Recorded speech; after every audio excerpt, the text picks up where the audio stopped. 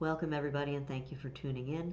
Today's show is being filmed live from Delray Beach, Florida, and is hosted by Philip Katz, who's taking the extraordinary opportunity to engage in community outreach not only locally, but throughout the state of Florida. So the first person I'd like to introduce you to is my new friend Linda.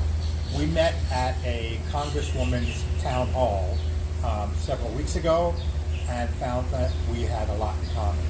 So Linda, thank you for being here today and agreeing to be on camera. What I'd like to talk about first is your experience as sort of the matriarch, so to speak, of the group. If you could tell us a little bit about where you came from and what it was like growing up pounding the sidewalk in your generation. Well, I was born in Manhattan, and I grew up in a place called Rockaway, Queens, and I graduated from high school in the 60s. So I grew up in the 60s. I grew up with the assassinations of JFK, Martin Luther King, Robert Kennedy. I grew up with Kent State. I grew up with the Vietnam War. I grew up with the draft. I grew up with ABSA.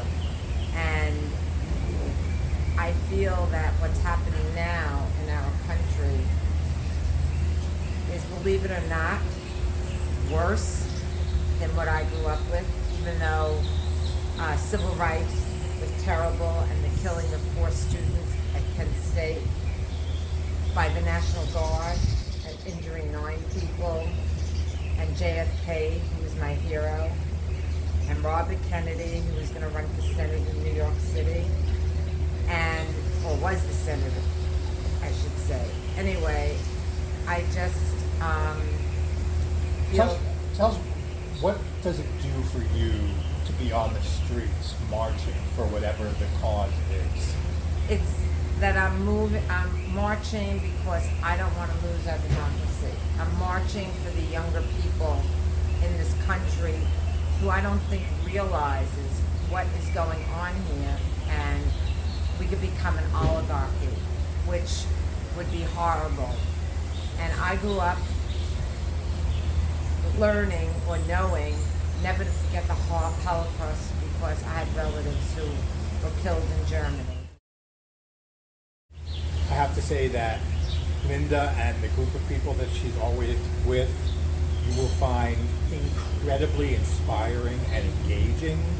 I know that it's their actions now that propel me to want to push this project forward. I'd like to introduce our last guest for today. This is Greg. In full disclosure, I should tell you he's also my husband. And he's also part of our coalition.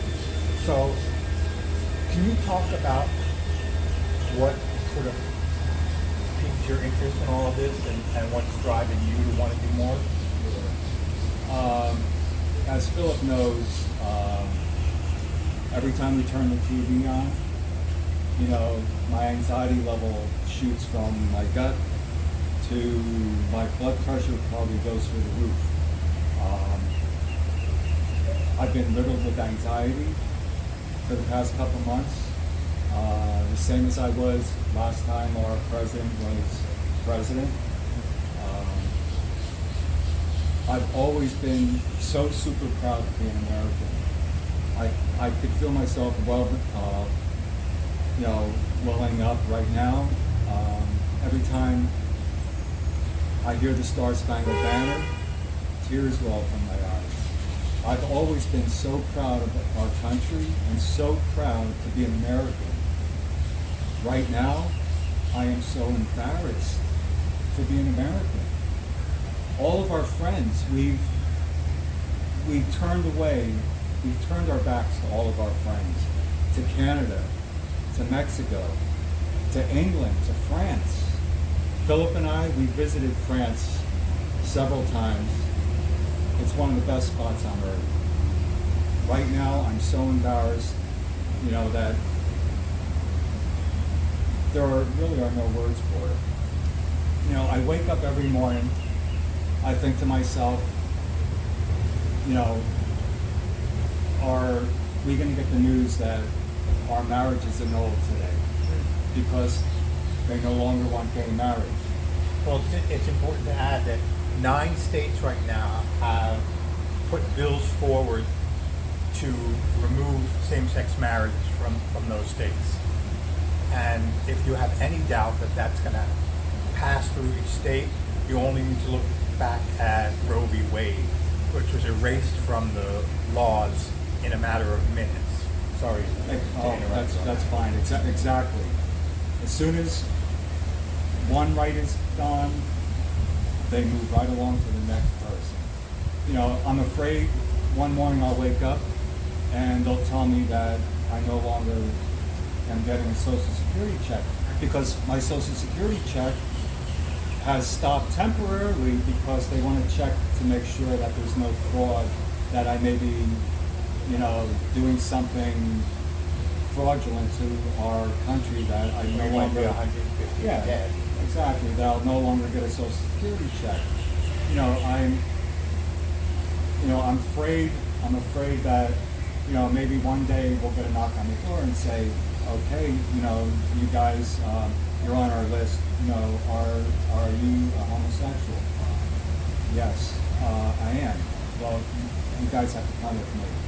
You know, I'll be put into a camp, like the Jewish people were put into camps in, you know, overseas. I just am so riddled with anxiety that, you know, and I don't want to turn the news on, but as everybody knows, and everybody's been told, it's like a train wreck.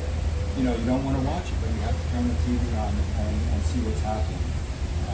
So, you know, those are just a few things that, you know, upset me.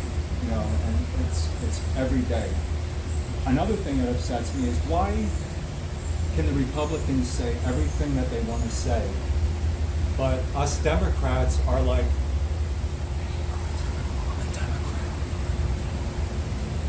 I'm not going to tell you where I work because I don't want the name of the place mentioned, but I work in a place part-time. I have a part-time job. I work somewhere where people wear Trump hats, Trump t-shirts. They walk in with this bigger-than-life attitude like, hey, you know, we're for Trump. You know, everybody else is not a person, is not a human. And once in a while, I'll run into a Democrat where I work, and I'll be like, you know, I'll give them the thumbs up that, hey, we're together on this. I never thought in my whole lifetime that I would see a time in my life where this would happen. You know, I'm in my, you know, I'll be 68 years old. I marched at gay pride marches when I was young. When I was a young teenager, I was at all these events, and like other people say, that is nothing compared to what's going on right now. So the Tesla takedown for this weekend is scheduled for Saturday. Depends upon where you're watching this video. The protest in Delray Beach here is at 11 to 1. What time is your West 12 to 3? 12 to 3, All 12 to 3. In West Palm. Wherever you are, find your Tesla dealer, make a sign, make your voice heard. If you're confused, go to TeslaTakedown.com. You can find the closest Tesla dealer. It's really important what I want to convey to everybody listening. The people who own Teslas, nobody has an issue with you. You like driving Teslas? Fantastic. We have no issue with the people that work for Tesla.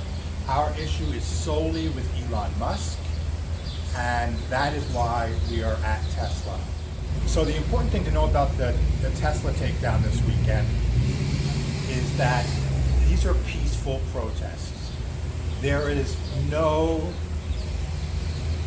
foul play, no aggression from our side of the protest.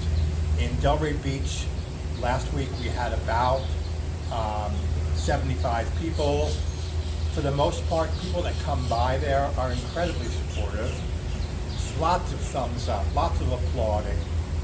And of course, there are those who want their 2 seconds of really foul fame. So before we move on, I just wanted to add, hopefully we're going to get this video out and to all of you in the next day or so.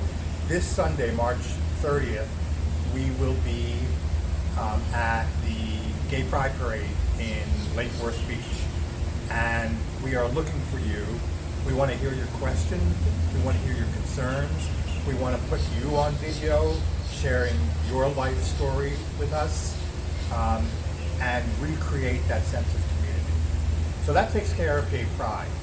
Right now I want to sort of bring everybody back together and talk about some of the misinformation and flat out lies that this week has brought us and how everybody feels about it.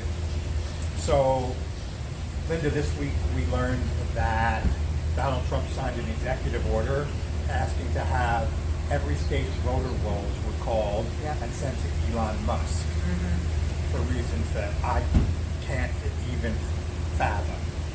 So, why? Why do I think that? He wants to know who's a Democrat, he wants to know who's an independent, who's a liberal, who is a Republican and stuck by him. And that's what he wants. And he wants to destroy everybody who isn't. And that's I don't know, because he's a sick man, and I don't know what he wants with it. Just like, what does Elon Musk want with our Social Security numbers or our bank information? Well, that leads me into my second question, and it really to all of you is, what is this decimation of Social Security mean to everybody?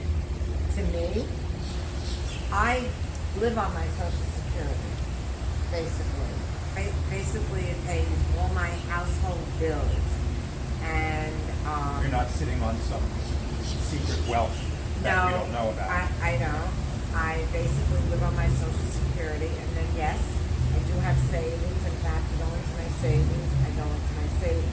But basically, I live on that Social Security. I worked until I was 70 years old. So you would definitely know if your Social Security check didn't come, if my and you Social would be Security impacted. check isn't in my bank account a minute after 12 o'clock, I will call every news station in this country. And I can guarantee you, this is not a fraudster, as is like to be said on the Right, news. and I don't have a millionaire as a son. Billionaire. That's for sure. A billionaire, yes, excuse me. And what about you? If your Social Security just stopped? If my Social Security stopped, it would be a big chunk out of my life, our lives. I work a part-time job. I worked in healthcare for 20 years, over 20 years in healthcare, and I did not make a fortune in healthcare. People are not getting rich in healthcare.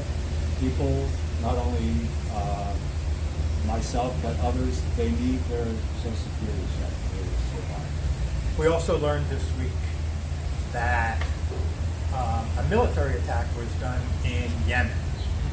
And somehow, magically, it was also texted to our top authorities in the administration. Although the spin is that, nothing secret, nothing gained, nothing. It was a gigantic mistake. People should absolutely lose their jobs for it. Trump has declared all of us as activists and protesters as terrorists. Which is just a step into another dimension. We are not terrorists. We are activists, and there is a giant difference between terrorists are people that want to annex Canada and make it a 51st state. Terrorists are people that are sending a vice president, an incompetent vice president, and his wife to Greenland to try and annex a country that is already sovereign with Denmark.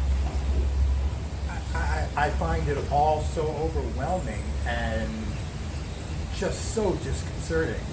And as we talked about earlier, our messaging as a group and as a party has been so disjointed that we're hoping that this media method can help to dispel some of that. You had mentioned about watching the news and how anxious it makes you. What do you do to deal with that, aside from yelling at me? What I do is I try to reach out to people in my life that are in the same position as me and talk about it. It's very hard to find people to talk about your feelings about this because it's taboo now, where it's never taboo before. I could always agree to disagree with you, and we could still hug and walk our different ways, and today it's just a different world. So I just try to reach out to people that I know care about me, and it doesn't hurt to have two super puppies and a cat to cuddle with when you're down and out. That's true. Linda, what advice can you give to your contemporaries about protesting and activism and what they can expect from, right now, the Tesla takedown programs? Okay. A lot of my friends are not protest people. And actually, one of my friends, who I know since junior high school, came to a protest 2 weeks ago. And she was scared while she was there, and she would hide her face. A car came by, especially with Trump flags, and they were saying things. And she'll do other things, but she has them. And a lot of my friends who I go with there, I mean, we've all been activists in our lives. So we're going because we're not afraid to do this, and we're fighting for democracy, and we're fighting for the young people. And that young people have to understand that this isn't a joke. This is very serious, and they have to stop reading a lot of news on social media, like you said. They have to listen and read the paper and see what's going on and put on that TV and not Fox News. You want to put on Fox News, fine, but compare it with the other stations. At the Tesla event last week, two young guys, men, yes. Probably in their late 20s, early 30s, sort of walked through the protest unaware of what was going on, and Right. you were able to engage with them. Right. Tell us a little bit about that. That was great because they're not Trumpers. And They're just not aware. Well, I don't know if they're not aware or anything. They are aware, and one of them actually spoke and let him be. He went on They put him on video video. and he said his piece. And I said to them afterward, I said, I hope you come back next week and protest with us and bring your friends. If no one told you today, you matter, and you have the power to create positive change. Before you go, please like, share, and comment below. We want to hear your feedback and understand what it is you would like us to cover in the next show. As always, debate safe, be kind, and respectful to one another.